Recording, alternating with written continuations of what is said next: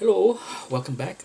One of the topic that I discuss often between me and collectors and friends over the many years is which auction house to buy and sell. Okay, for those that are in the market for a lot of books, often eBay is not the best options for selling and buying big books. So for this video, because this is a fairly large topic which could take a long video to do, instead of trying to answer everything in one video, I would try to break it up into buying and then selling so that there be two videos. So for this portion of the videos, I would just do the video from the perspective of buyers. Okay, and to keep it simple, there are other auction site that sell comic books, but the three major one that most collectors are aware of is, of course, Comic Link, Comic Connect, and then Heritage. Okay, those three. Just to give you a quick history of the comic auction business, prior to the age of slabbing, 1999 2000, the comic auction market was very different.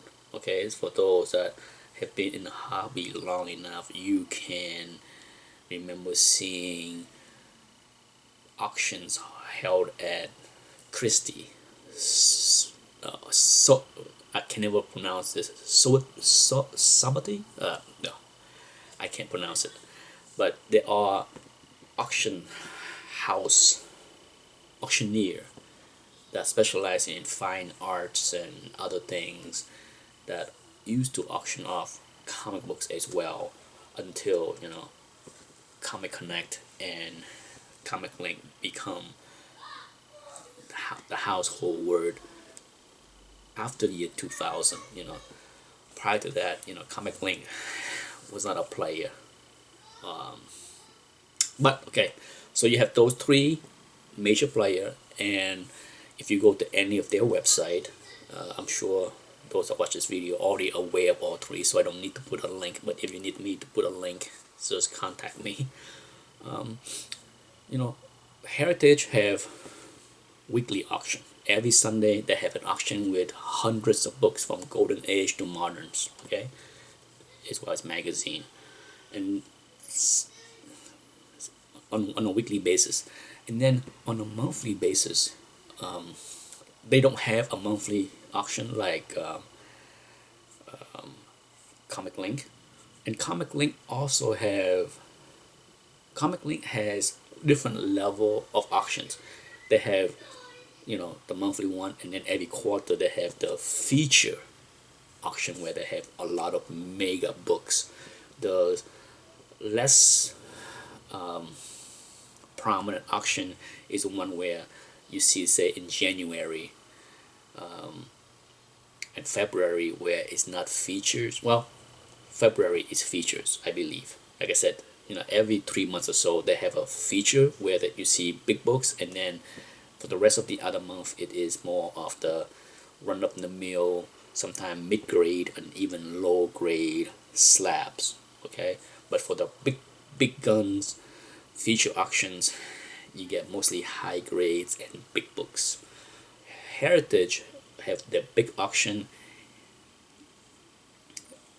every 3 months, just as Comic Connect. And by big auction, I mean you see the action one, you see the Hulk one, the Fantastic Four, the Batman one. Both Comic Connect and Heritage tend to have a larger selection of Golden Age and Golden Age keys. Now, as a buyer, it's fairly easy to open an account with all three. The best thing about being a buyer for any one of the three is, you trust the sellers, so that once you pay, you then receive the book. Okay, you don't have to deal with the uncertainties of eBay. Packing wise, I have never had any problem with Comic Connect or Comic Link. Heritage, same thing. The only problem that I have with Heritage is buying a lot of books. I used to buy and bid on a lot of big lots. By lots, I mean 20, 30, sometimes even 50 books, sometimes even a short box. And they literally will ship. Heritage has shipped a short box full of books to me, with most of the books not in bags and board. Okay, so there are some issues with that kind of packing. But if you're buying a single book or two books, they pack very well.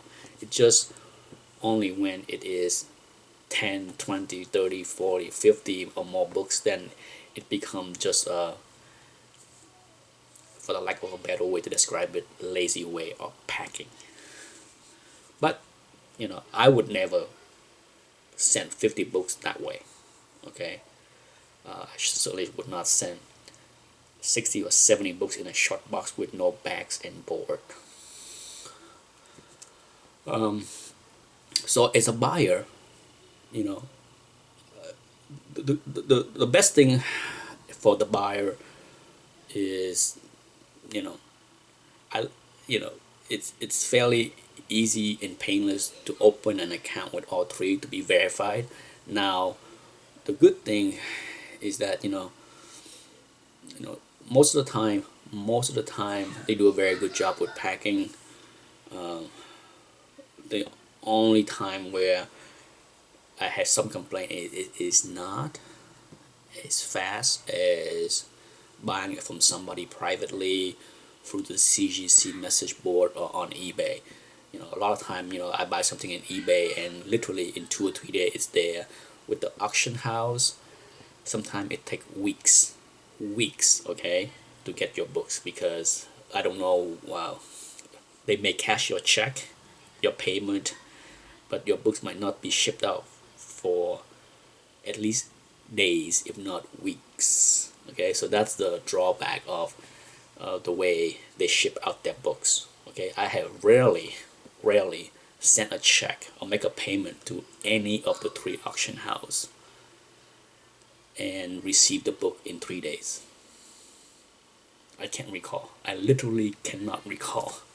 But that's not a big deal. But for those that expect to receive the book within 3 days from payment, then you might want to lower your expectations with the three. Now, the way Comic Connect set up, it is the toughest place out of the three houses for buyers to snipe an auction, because the way the auctions are run at Comic Connect, once you place a bid, regardless of the ending time that was supposed to end, the auction will be extended for a few more minutes.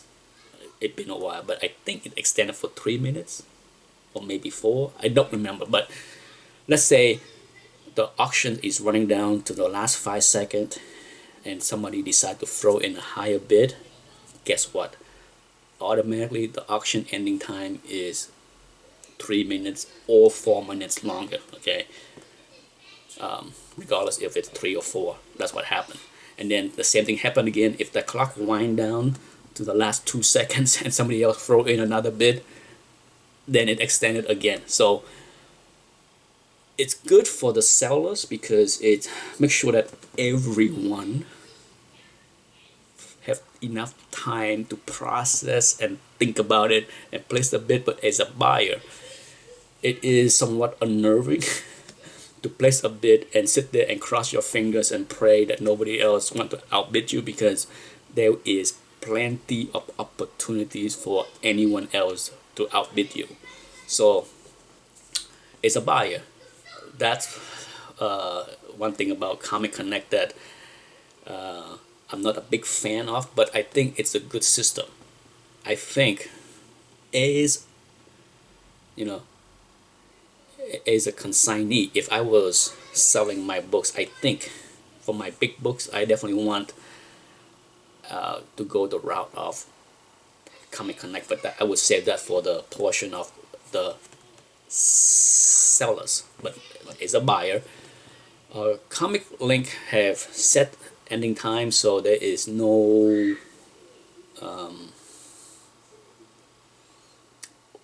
it's the best way to snipe. Okay, best way to snipe. Now, as far as heritage is concerned, that's a little bit tougher to do, to snipe, because bidding can be extended if other bidders come in and place a bid or cut bid. A cut bid is where someone throw in a half bid. Okay, heritage allow a bidder to do that once in per listing. So especially when you're talking about the big heritage auction with the live auctioneer calling out, certainly I'm sure those that watch it live can hear the auctioneer saying going once, going twice, sold, hammer time. So there are extended, occasionally you will see that the auctioneer will say once, twice, and then they pause and you see that there is a bidder coming in over the phone and then it's a high bidder, you would be screaming no. But so that's the system. But the biggest difference between the way the three setup is the way fees are structured. When you make a bid, let's say a book is $1,000. A GP analysis average of a book is $1,000. If you bid $1,000 on Comic Link auction, the same book on Comic Connect auction, you bid $1,000. That's what you pay. The way Heritage set it up, there are buyer premium breakout, which I understand those that dislike it find it confusing or find it expensive. To me, that a mislabeling of the way they set up is not more expensive for you as a buyer if you know what you're doing. So let's go back to the example. Okay, a book is a fair value of a book is $1,000. You bid $1,000 on Comic Link. You bid $1,000 on Comic Connect. For Heritage, if you bid $1,000, let's round up the premium to 20%. You'll be paying $1,200. Okay. When you place the bid, it shows you exactly how much you are bidding. So the $1,200 is very visible. So for a person that understand how the system works, you're not going to put a bid for $1,000. You will put a bid for 800 something, so that the 20%, 19.5% markup premium equal $1,000. Okay, it affect nothing. That's the same price. That's going to be the ultimate price, including the premium, is what is recorded to GPA. Okay, think of it like this. When you go buy a house, you and I know that the commission for Florida, it's 6%. Okay, in general, the 6% commission that's going to the two brokers that represent the buyer and sellers are part of the price. You are not breaking out the ultimate price of the house minus the commission paid to those two brokers, right?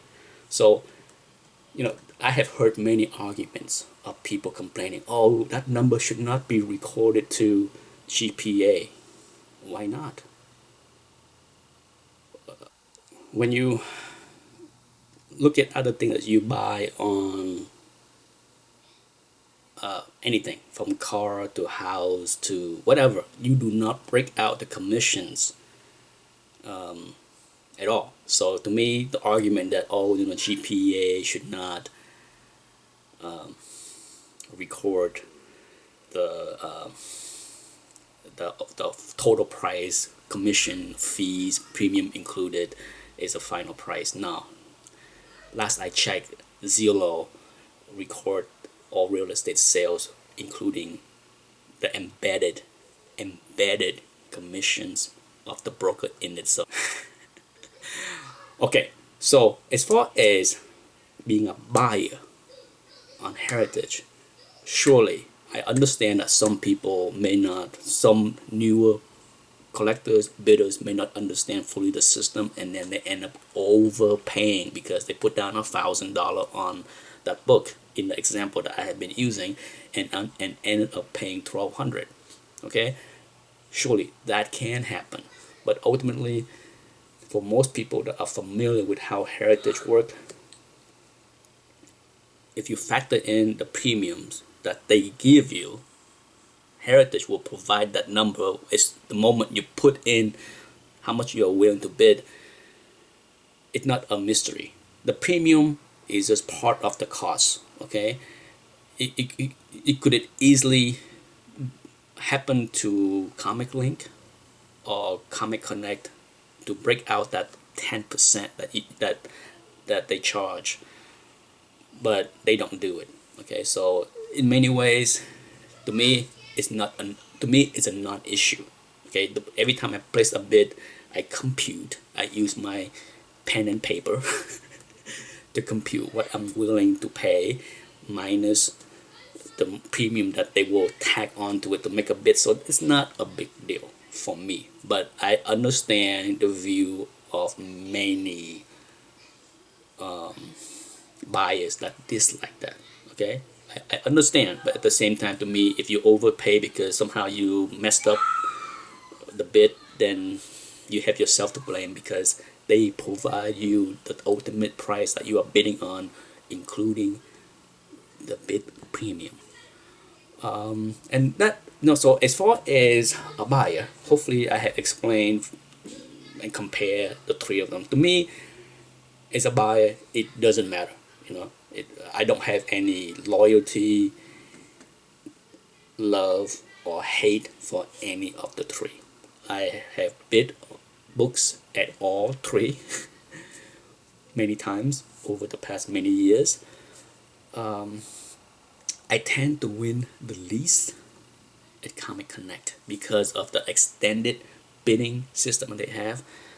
It's hard to, it's impossible to snipe. But at the same time, I'm not the type to overpay. I don't get all worked up on the auction where I'm gonna sit there and outbid whoever it is on the other side, because I must have. For me, as I have mentioned many times, nothing is a must-have. Nothing. So I'm not gonna overpay for the sake of having something. And that's it. I hope the video do a good job compare and contrast the three major auction house from the buyer point of view. Now, before I go, the three provide catalogs, and Heritage in general provide a very big, extensive, comprehensive catalog, as you can see, very thick. Okay, Comic Connect also provide a catalog, as you can see, not as thick, but fairly comprehensive, but smaller pictures. Okay, as you can see, look at the picture of original art, as you can see. Sure, some books they may give a full page like this original art, but as you can see, for the most part, you see smaller thumbnails. Okay, like I said, some books deserve a full page. The Heritage catalog is just beautiful. It's a work of art by itself, and you tend to get a lot of big page like this with multiple, like 2 or 3 books, even 4. But then there are a lot of full page eye candy for the mega books. Okay, for example, like this. Okay, so and then as far as original art, once again, they provide a lot of larger full page pictures. And last but not least is Comic Link. Comic Link also provide the catalog, but the catalog is only for the original arts. So it's the smallest of the three, and it only has the original arts. Okay, nothing on the comic book. So it's still nice, but you know, it definitely the smallest of the three. So as a buyer, certainly, you know, is it a big deal? It's nice. It's nice, okay, to see Heritage, spending the money to advertise the books, the art in the auction. But as a buyers, you can go to their website. You can go to any of the three and browse at all the listings 24/7. So is it essential or important? Not really. It does not make one difference to me as a buyer. This does not matter to me as a buyer, okay?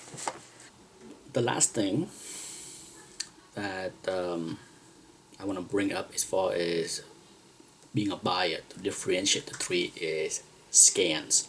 I absolutely love Heritage methods of providing scans and clear pictures. Okay, there is nothing to not like the large ability to the ability to zoom in is just awesome. You are not gonna get any surprises on a big auction. On a weekly auction, they only provide the front scan, so that's I have a big problem with that, especially on raw books. When you have raw books, and it can go for big bucks. By big bucks, I mean in the hundreds, if not thousands. How can you not provide back scan? I don't understand the logic behind trying to sell a book for $200 or $300 or higher and not providing back scan. I have bid. That's one reason why I don't like to bid on high price raw books, even on Heritage, although there is a return policy. It's just too risky. For me, for the love of the hobby, why not provide the back scan on books that can go for hundreds of dollars, if not thousands? Get the back cover scan. It take an extra 30 seconds of effort.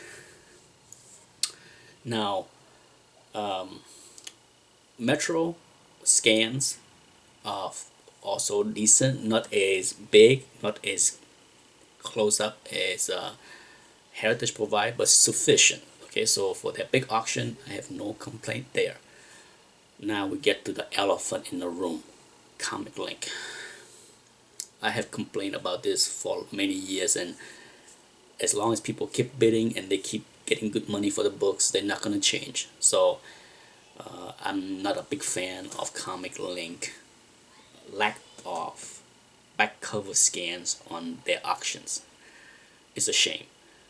As a buyer, as a bidder, you can call them or email them for back cover scan and they will provide you that. So they will do that. But why must a bidder or potential bidder ask for those things? To me, it hurt the consignee. Okay, in my opinion, I think it hurt the consignee to not provide that, because whenever you see a book that looks better than the potential grade, let's say you see a book that is the slab safe 9.0, but the cover look beautiful, it may deter some bidder to bid on that book, because automatically they will think there must be something wrong with the back covers. Not everyone with doubts will call or email Comic Link for the back cover scan. So that's why I think it hurt the consignee more, as far as not getting the maximum value by not providing the back cover scan. To me, yes, you can request and get them, but why should the bidders ask for them? Just give it to them. To me, you can't be auctioning off thousands, millions dollar worth of books on a monthly basis and not provide the back cover scans. But that's it. For me, is a bidder, sure. I have request back cover scans on books that I plan to bid on, especially big books. It would be crazy to not ask for those things if you plan to buy a big book from Comic Link. So I urge all potential bidders or bidders to email them and request for back cover scan if you are interested in a book. You need to know.